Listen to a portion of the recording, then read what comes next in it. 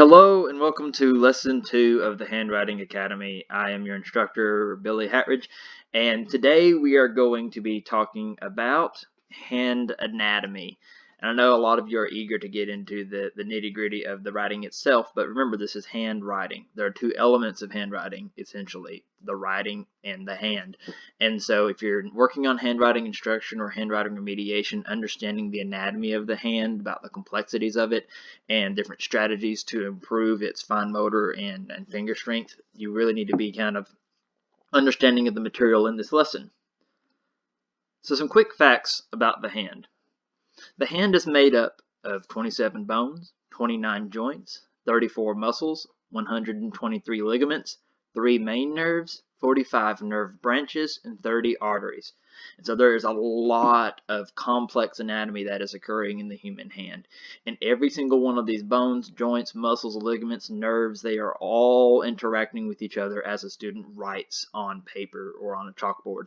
And so understanding the cause and effect of all of these movements is really important in order to remediate any kind of handwriting issues, penmanship issues, or grasp problems.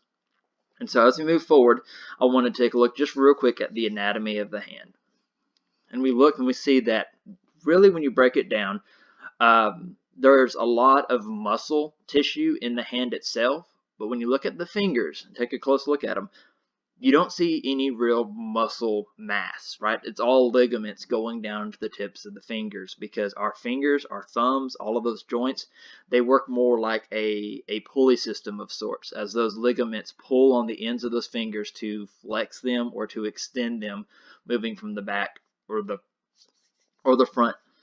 And so when we talk about finger strength, it's really and truly a misnomer, because there's not real strength in the fingers themselves, because there's not muscles. They're just the extension of the ligaments of the muscles of the hand and the forearm. And we can look at that too here, right? When you look at the muscles of the forearm going all the way back to the elbow, you see those muscle bellies all the way up towards the top of the arm or the lower arm. And you can watch those, follow those all the way down, those ligaments, as they pass through the carpal tunnel, as they pass through the muscles of the hand, all the way up to the fingertips. So when we talk about hand strength and we talk about a student's weakness when they write, how weak their hands seem, how tired their hands get, I see a lot of therapists, parents, and teachers who try to address pen strength, try to address strengthening that hand through things like clothespins, therapy, popping little balloons and bubble wrap. These are all great activities to develop that strength, but what we see when we really dig into the anatomy is that it's overall hand strength that's going to have a bigger impact on a student's handwriting performance.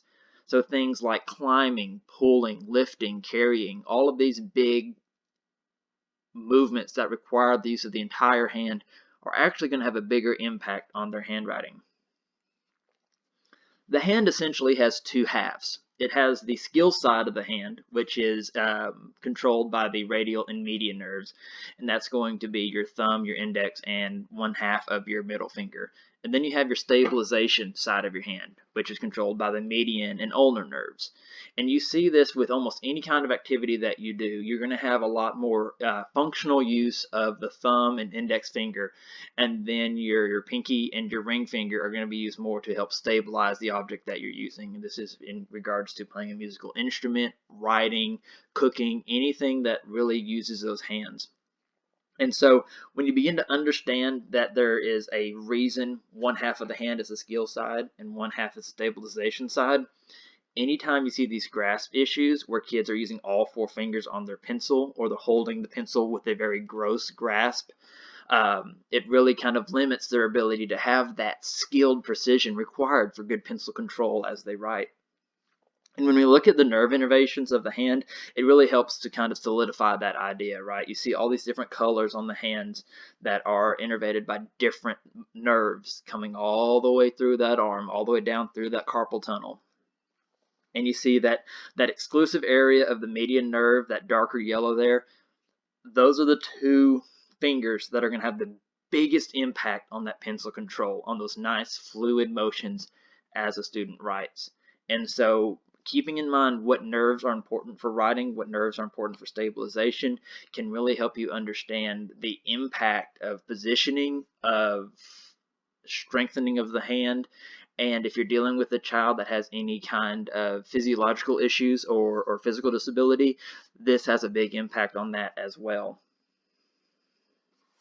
I want to talk real briefly about just grasping patterns. This is one of the biggest referrals for OT. We get a lot of students who have very weird ways of holding their pencil, and I say weird loosely. I've seen people who have perfect grasp with terrible penmanship, and I've seen grown adults with the weirdest, funkiest grasps imaginable who have flawless writing. And so grasping pattern, really, it's about what's comfortable to that student. Unfortunately, by the time a lot of students get referred to OT services, this grasping pattern has become so ingrained in their daily use that it's almost impossible to fix. One strategy you can take to remediate grasping is by introducing cursive. I love cursive. I think cursive needs to be taught to every single student, but we've had some success with telling a student, you don't hold your pencil like that when you write in cursive. Because with cursive, it's a brand new motor pattern, it's brand new instruction, and so sometimes simply telling a student to hold their pencil a different way when they write in cursive and reinforcing that every time they write in cursive can help break that grasping pattern. But ultimately, it's about what's comfortable to the student, what's functional for the student. A lot of times, grasp can have an impact on their writing, but you really need to consult with your child's therapist or their teacher and figure out whether or not the grasp is as big of an issue as you think it might be.